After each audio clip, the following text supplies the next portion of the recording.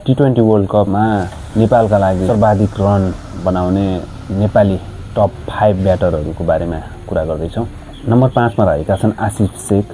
उनले T20 world cup 2024 मा 3 inning खेल्दै 61 रन बनाएका छन् र उनको हाईएस्ट रन स्कोर रहेको छ 42 रन, जुन उनले साउथ अफ्रिका विरुद्ध बनाएका थिए र यो म्याच नेपालले हार्न पुगेको थियो। नम्बर 4 मा रहेका छन् ज्ञानेन्द्र मल्ल। नेपाली राष्ट्रिय टिमका पूर्व कप्तान रहिसकेका छन् उनी र उनले 2014 को T20 वर्ल्ड कपमा ग्रुप स्टेजको 3 म्याच खेलेर 83 रन बनाएका छन् र उनको हाईएस्ट रन स्कोर रहेको छ 48 रन, जुन उनले हङकङ विरुद्ध बनाएका थिए।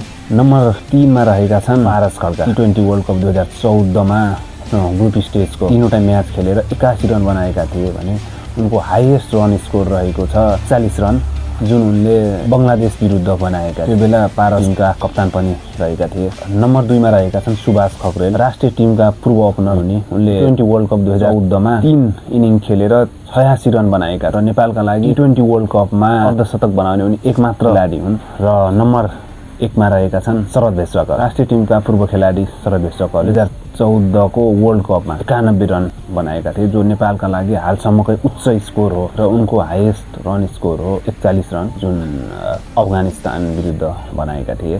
के T20 वर्ल्ड कप 2026 मा यी रेकर्डहरू ब्रेक होला नि त?